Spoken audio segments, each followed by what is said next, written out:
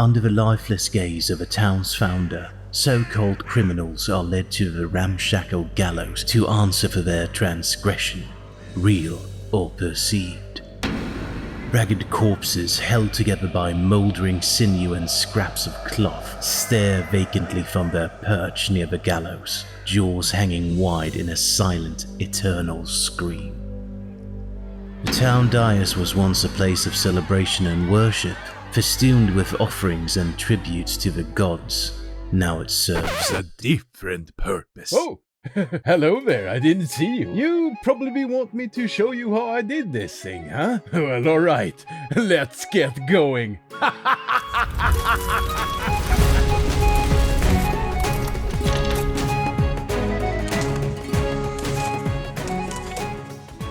Hey folks, Leif here. Welcome to Devs and Dice. The intro text was written by my friends over at dScryb. Check it out in a doobly-doo and use the code DEVSANDDICE to get $5 off your first subscription payment. Now on to the build. Alright, so we're gonna start out by bringing out the Proxon Hotwire Foam Cutter. Now I use this to mill out some bricks quite quickly, and for this I'm going to be setting my guide to 5mm, and then I'm going to use this XPS foam from the Army Painter, which is 1 cm, which means that I will get bricks that are 1 cm wide and then half a centimeter thick and half a centimeter tall. Once I've milled up a good bunch, I basically put them in a container and then I throw in some rocks which I've scavenged from the outside. Give it a good shake and voila! We have some nice textured bricks. Now for the main dais, I didn't want to go with a platform that was specifically designed for execution or hangings. I wanted to do something that wasn't the classical trapdoor and that had a little bit more of a unique story. So I used my guide from Shifting Lands and cut out an octagon, which I felt would be a good basic shape for a sort of town center dais. Now once I had the basic shape, it was a simple thing about just starting to brick it up essentially. And as you can see, I've marked out where I want the 2 stairs to be and what's the front and what's the back. I didn't have a super clear plan on what I wanted to do, and to be honest, it sort of grew organically throughout the process. I knew I wanted some sort of railings or beams, so I used some 8mm balsa wood just to sort of get those shapes into place. Then I sort of with a staggered approach started bricking around them as much as possible.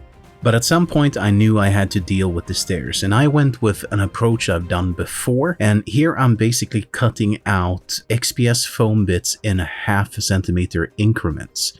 I am essentially doing, I guess you would call, the skeleton of a to-be bricked staircase. It will make much more sense once you see the footage, but I feel like this is a simple and quite quick way to mock up stairs.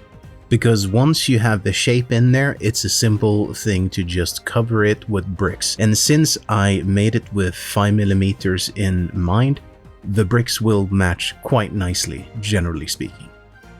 Now, again, I knew that I wanted this dais to be some sort of public speaking forum, so I went ahead and glued in some XPS foam that would act as a base for a future statue of some sort.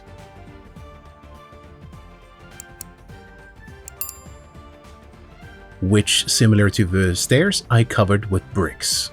At this point, several aspects with the build seemed off. I tried gluing the 3D printed statue onto the platform, but in all honesty, that just looked wrong. Ah, what do I do? Calm down there, Berserker Leif. I remember that I was quite the shit back in the 90s when it came to 3D modeling. Perhaps this was a good opportunity for me to dust off some of those skills.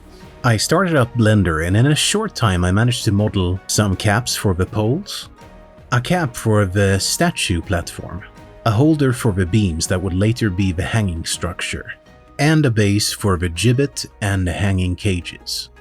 I made supports for these myself and printed it out on my Elegoo Saturn, and wouldn't you know it, they came out quite lovely.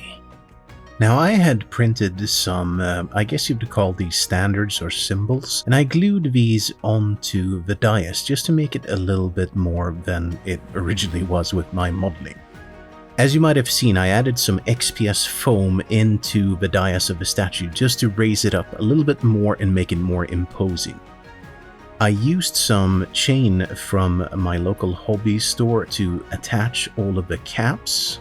And at this point I could really see it starting to take shape. The timber for the wooden frame slotted in quite nicely, and I glued it in place with some super glue. And with that, the main construction was done. I decided to make 2 of these gibbet constructions because I wanted 2 of them to flank the main centerpiece. And as you can see, it was quite simple to construct this using some 8mm balsa wood and that chain from my hobby store, together with some steel wire for the end. The models I used for my cages were the same ones Synerds once upon a time gave me. Thanks again, Andy.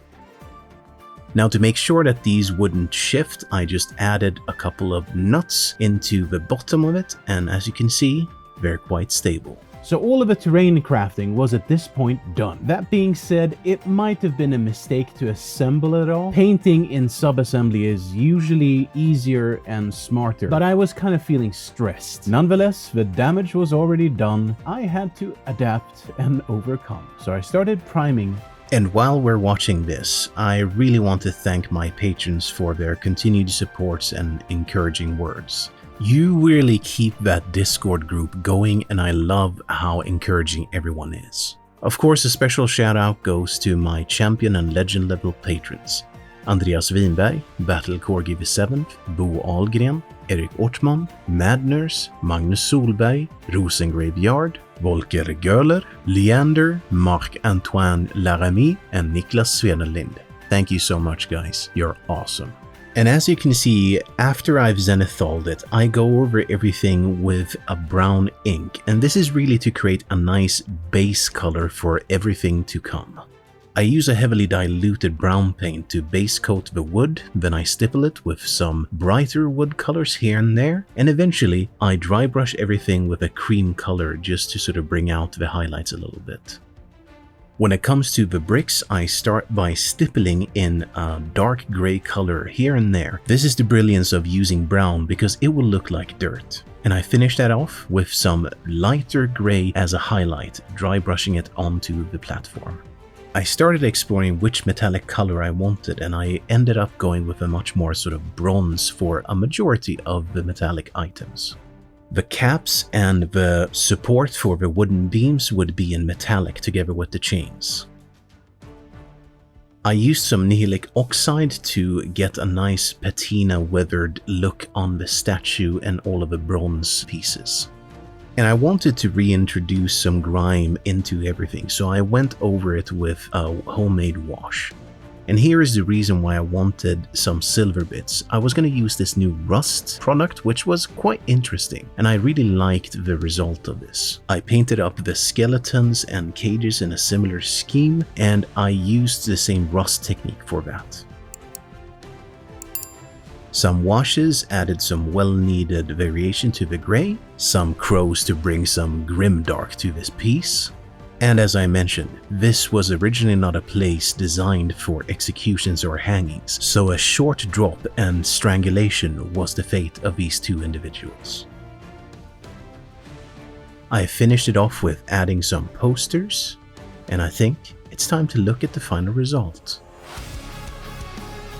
Now, I really love this piece. I did little to no compromise with my vision. I didn't do what I've seen before. I did something that I would have to say is somewhat unique, and it has a story. It has a history where you can sort of understand or see how it's constructed and what phases the people went through. This is gonna sit nicely on my future Mordheim board, and I can't wait to show it to my players. Now, if you want to watch more of my videos, YouTube suggests that you should be watching this. Links to the models I made can be found down in the description below. I hope you have a good day, and I will see you in the next video.